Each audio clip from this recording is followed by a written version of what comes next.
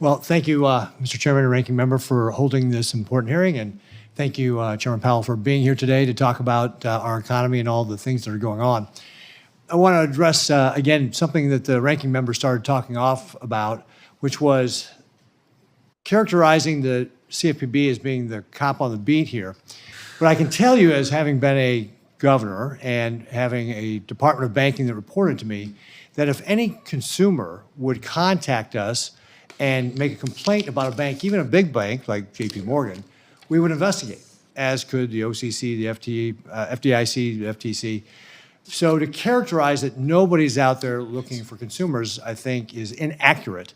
And we ought not to try and scare consumers right now that somehow this is the case, because if you do have an issue, if you're a consumer, please reach out to your State Department of Banking, because those folks are going to look out for you. I can tell you that because I used to have one of those Department of Bankings. They did a fantastic job of looking out for the consumers. One of the things that has also impacted consumers is inflation. Prices under the Biden administration were up 20%. An average household is paying $13,000 more today than they were for the same standard of living they had before Joe Biden got elected. We see that grocery prices, for example, are up 22%, rents up 23%. Simply put, Nebraskans are economically worse off today than they were 4 years ago, and I expect that that's part of the reason why we saw this change in the administration. They thought that that was not something that they wanted to continue to pursue. They didn't want the same policies being followed. We have to end the reckless federal spending, rein in inflation, and be responsible about how we make decisions to be able to grow the economy. One of those areas that I'm concerned about is the expansion of the Fed balance sheet. The Fed's balance sheet before, at the end of 2019, so before the pandemic, was about $4.1 trillion. By May of 2020, the Fed expanded that to $7 trillion, and by 2022, the Fed's balance sheet hit an all-time record of $8.9 trillion. Inflation peaked at 9.1% that year, a high we had not seen since 1981.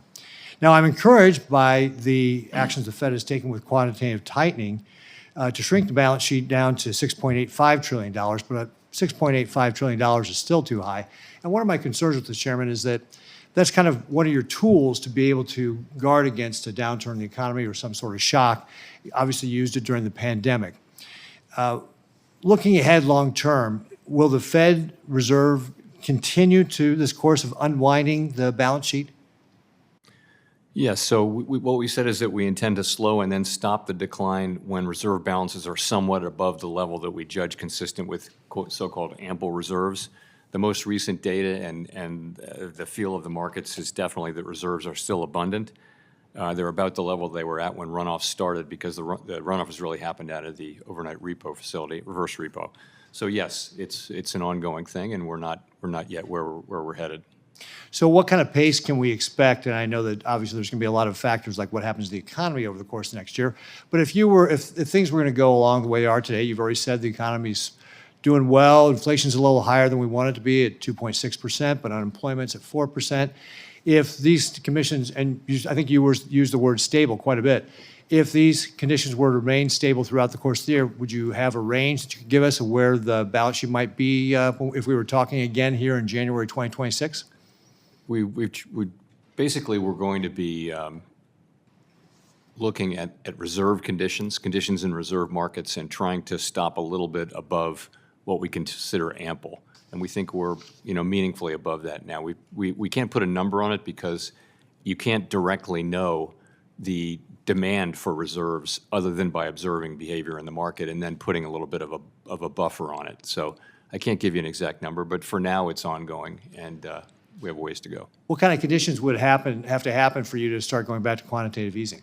So go to quantitative easing. That's a tool we tend to use when we're at the effective lower bound and we can't cut interest rates anymore. So nothing like what you're seeing in the current day. It's a different test for stopping quantitative tightening, but we would use QE going forward only in a situation where rates are at zero, and we're a long way from zero now.